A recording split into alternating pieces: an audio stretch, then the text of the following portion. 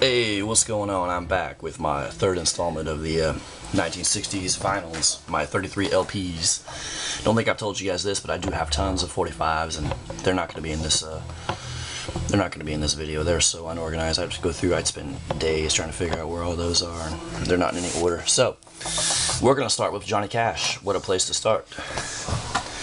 And yeah, my voice is still very deep, unfortunately. So this is actually Johnny Cash's first album, I believe. Yeah, Sun Records. I think it's the original pressing. It's in, fairly rough shape. It's probably fair to good condition, but anyway, I do have it. Very happy to have this. It's an awesome record. And I thought I'd throw you guys a curveball. I'm listening to Neil Diamond. I can't be that cool. I gotta listen to some music that's not as cool as possible. Here's the fabulous Johnny Cash. So there's somebody that actually put a different front to it. I guess because the record just got screwed up. I actually bought this in a collection. I bought a whole bunch of records. This is just one of them that was included. I've never even listened to that one. I'm not sure what condition the vinyl's in. Here's another Johnny Cash. Any Old Wind That Blows. Now, I've listened to this one a few times. It's pretty good. Try to straighten out my tripod here. It's a little crooked here. Alright. Yeah. Looks like it's an older Johnny Cash, probably early 70s, about 73 or so. Here's Johnny Cash and June Carter. Yeah. It's got Jackson. A couple other songs. And then you've got the prison records. We've got Johnny Cash at San Quentin. Excuse me. What an incredible album. Yeah. Then I've actually got an unopened Johnny Cash record. It's called The Man in Black. Never played this, never opened it, so maybe someday I'll open it. And then I have the Folsom. Whoa, records are falling, excuse me. I don't know, this happens to me all the time. I make a video and stuff that I'm stacking up just falls left and right. Anyway, let me see here. Johnny Cash at Folsom Prison, not looking good at all. The actual record's in great shape, but water damage to the sleeve, which sucks, but well. I'm more interested in listening to the album and what condition the album cover is. Here's the Carter family. I thought I'd put that with Johnny Cash. I believe that's the same Carter family as June Carter. Here is Johnny Cash, The Holy Land. Don't know. I haven't played this one. Must be as religious stuff. Then you've got Johnny Cash Rides This Train. But I bet you he wasn't high on cocaine. Yeah, look at that. I haven't played that one either. Now, I've played this one several times. This is a great one. Johnny Cash and the Tennessee 2, Original Golden Hits, Volume 3. Dude, my voice is so low right now, it's unbelievable. And then this is some kind of oddball Johnny Cash record. I guess it's like a compilation of, I'm gonna guess, greatest hits. It's just probably like the Time Life collection of Johnny Cash. You probably order in the 60s, like some, probably call a number you see on the TV and get this sent to you for, I don't know, man, I'm just talking shit, I don't know. Alright, here's the best of Chad and Jeremy. I think I picked this one up because I got it for 50 cents or $1. But, it has a few interesting songs, like a summer song. I know they play that song in a movie. It's a, what movie is it from? Oh, Rushmore. Yeah, it's in the movie Rushmore, if you ever watched Rushmore. Alright, here's Ray Charles. Modern songs in country and western music. Then I have Volume 2. I don't have any early Ray Charles, which kind of sucks. Of course, I consider these my 60s records. I've got a couple of them that are probably from the 50s, but I just kind of grouped them in together. This one's not doing too good, as you can tell. The record's in okay shape, but it's beat the fuck up. Then I've got a bunch of Sonny and Cher records. For whatever reason, I don't play them very often. Nothing against Sonny and Cher, but I have a bunch of them. I don't know why. She's pretty good.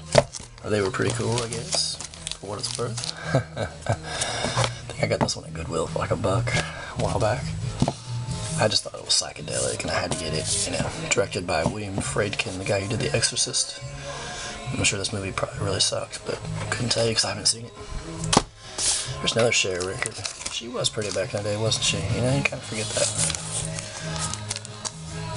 Not to say she's not still good looking, I guess. Too much surgery. Patsy Cline. Yeah, I love Patsy Cline. Who doesn't? Here's the last session. Sorry, I don't want to say lost sessions, but last sessions. Yeah. Then we're to Joe Cocker. Joe Cocker. Help from my friends. Jimmy Page helping him on the guitar on some of these songs. There's Jimmy. Right before he did that first album with Led Zeppelin. Actually, it might have been about the same time, about the same year, I believe. Jimmy Page was a studio musician. He played with people such as Donovan, Joe Cocker, all kinds of people. But yeah. And we've got another Joe Cocker album. Pretty good one. It's got an awesome cover of Leonard Cohen's Bird on the Wire. And she came in through the bathroom window. Another Beatles cover he did. And he covered something by the Beatles, George Harrison. And then we've got some Nat King Cole. I've got some Nat King Cole. I bet y'all are digging my Neil Diamond, man. Honestly, Neil Diamond seems to be uncool to people, but I think he's awesome, dude. Neil Diamond's shit. He's a lot cooler than he gets credit for, I think. Besides that damn song, Coming to America. I hate that song. I don't hate it, but I don't like it. But here we go. More Nat King Cole. I got a lot of Nat King Cole. I don't know why. I never listened to him. I mean, I like Nat King Cole. I don't listen to these very often at all. He had one hell of a voice, though, did he not? His daughter looks so much like him, too. Then we got Eddie Condon, Dixieland Dance Party. Dude, that's the best parties to go to is a Dixieland Dance Party, man. There's been some wild things going on in those Dixieland Dance Parties. I can honestly say I've never been to one, but I'm sure there's been some cool stuff going on. Hello Blues, Floyd Kramer. See, I got a lot of weird shit, don't I? I mean, I'm not saying that Floyd Kramer is weird, but... and I have 2 copies of it. What the hell, man? Must have been at the bargain bin at Goodwill or something. I don't know. I have no idea. Here's Last Date, Floyd Kramer. Somebody truly gave me some of these records. That's why I have some of these. So. But I didn't have the heart just to throw them in the trash, you know what I mean? Because Floyd Kramer, man, is he not? Pretty sure he's a piano virtuoso. He was decent, at least. I've played some of his stuff. Oh, we got some cream. Fresh cream. It's not old cream. It's not sour cream. This is fresh cream. Just wanted to let you know about that. Oh yeah, this is one of those great albums of all time. I mean, this is a badass album. I forgot I even had this. And then I've got the best of cream. I don't have the worst of cream. The best. It's falling apart. The album sleeve is. Alright, y'all. I've got 23 seconds left, so I'm going to uncut this video short, and we're going to splice it with another part here. Thanks for sticking around. Alright, everybody. We're still on the seas with my record collection. And those of you that know your music can probably tell what this album cover is, even with the bad lighting. This is Creedence Clearwater Revival. Now, which album is this? I actually forgot. Bayou Country. Yeah, that's a great album. Kind of forget about that album. It's good. Alright, here is Creedence Clearwater Revival, Willie and the Poor Boys. Can't beat CCR. It's too bad they never had a #1 hit. They just had a #2, which is weird. This has all the great stuff on it. Ooh, Bing Crosby. His greatest hits. And it includes White Christmas. As if they weren't going to let us hear that one. Here's one of the greatest albums of all time. Crosby, Stills, Nash & Young. Deja Vu. Yeah, I don't know where my original Crosby, Stills, Nash Young album is. I don't know where the hell it went. I've got 2 copies of it actually. Just, I don't know. It's probably in another stack of records somewhere. It's crazy, but I've got records everywhere. I don't even know where some. I think I've got most of them together for my collection here, but there's still a few missing. Here's sort of like a greatest hits so far. Yep. And then we got some Miles Davis. The only Miles Davis record I have, unfortunately. But it's pretty cool. Anything Miles Davis is cool. Wish I had a kind of blue on vinyl, but I don't. And I got some Doris Day. This was given to me in a haul I showed you guys probably about a month ago or so. Haven't played this, but my wife likes Doris Day. Yeah. Hey, Jimmy Dean. This guy just passed away recently, didn't he? Was it about a year ago or so? I love the song Big John. Big John. My voice is low enough right now, I can almost sing that song, but not in key though. Here is Martin Denny Exotica. These are records I picked up for free. I just gave them to me. Came to town a while back. I showed you guys. The golden era of Dixieland jazz. Hey, now we're moving on to the Doors. What a great cover. I love covers that don't make a whole lot of fucking sense. I love stuff like that. That's awesome. I actually have two of these. Cursive Man traded me one a while back. I haven't really looked through them to see which one's in better condition. I'd probably sell or trade one of them if it was even worth it. I don't know. I think they're all in pretty bad shape. But here's the Doors, Waiting for the Sun. Pretty decent album. It's got a couple of good songs on it. I really love the song Love Street. It's a great song.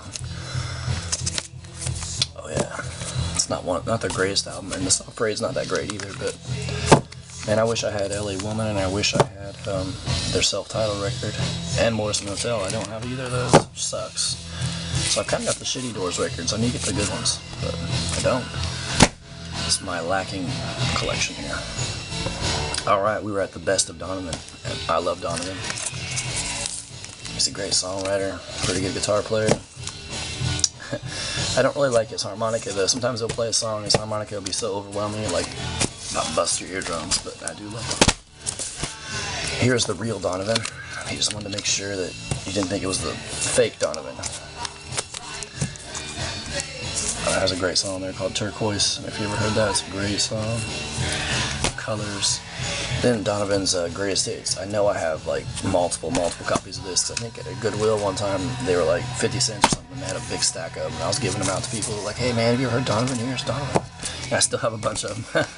I don't know why I have all those, but I guess I should call Donovan and ask him for an autograph on him. Donovan in concert. Donovan P. H. Alright, now we're moving on to the man. I mean the man. This is my favorite artist, probably. One of my favorites. I'm not saying that just because he's so fucking cool. I'm just saying that because he's one of the greatest, man. Bob Dylan, man. Wow. I used to shun Bob Dylan, but about 5 or 6 years ago, the blinders were taken off my eyes, and I started listening to Bob Dylan, and I'm a fan. I mean, no one writes like Bob Dylan. You may hate him and think he's a schmuck, but this motherfucker is one of the greatest songwriters. Incredible. These are some badass albums, man. The times they are changing. Wow.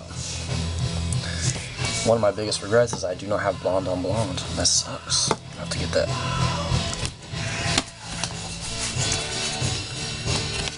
Here is a Highway 61 Revisited. This is one of my favorites too. It's the first electric album Bob Dylan broke out with. Like a Rolling Stones on here, Ballad of a Thin Man, probably my favorite Bob Dylan song. Wow. This is like obviously a newer pressing, but still, gotta have album. And we got Bring It All Back Home, another classic. I'm not looking too good as far as condition goes, but it still plays fine. Subterranean Homesick Blues and Mr. Tambourine Man. And, oh yeah. Then we've got John Wesley Harding, which is another essential Bob Dylan album. Kind of bridging the gap to his countrified music, starting here. Great album. About the time he was doing the sessions with the band that he released later. And then we're moving on to the Nashville Skyline, which is another one of my favorites. It's kind of a weird Bob Dylan album because it's pretty much like countrified songs, but they're good though. I mean, you just get the first song as a duet with Johnny Cash, which is Girl from the North Country. And then I've got Bob Dylan's Greatest Hits, and then another one of my favorites, all of my favorites, I guess. But Blood on the Tracks is my favorite 70s album of Bob Dylan. This is like an emotional album of his, and it's just incredible. It's got some great songs. I mean, oh my god, this is one of those albums you've got to listen to. Tangled Up in Blue is on here. Simple Twist of Fate, and I love the song You're a Big Girl Now. It's an amazing song. Buckets of Rain.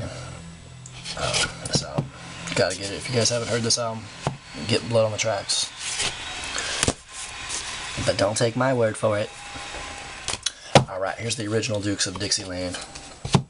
I don't know, someone gave this to me. I haven't played it, not yet, but I will. And then we've got the Easy Rider soundtrack, which is awesome. So we got some Birds music, you got Jimi Hendrix on here, you got Steppenwolf, you You got The Pusher by Steppenwolf. This movie's badass. I'm gonna have to get it on Blu-ray if it ever comes out on Blu-ray, if it's not already. My DVD's all scratched up. It doesn't even play anymore. I think I played it out. I don't know what this is. Someone gave it to me. Oh, Les Elkhart, The Dancing Sound. I haven't played it. Never played Les Elkhart, although I have a few of his albums that were given to me, might I add. So I won't bore you too much with Les Elkhart. I'm sorry if you're a fan. I mean, forgive me for knocking you. Not knocking you, because he's probably awesome. Here's Songs of the Emerald Isle. Yeah, I haven't listened to this yet. Some good old Irish music for tomorrow. Or Monday, I guess. It's St. Patrick's Day. I don't even know when St. Patrick's Day is. Here's the Fabulous Style of Everly Brothers. I just showed this in a video that I uploaded. Just got it the other day.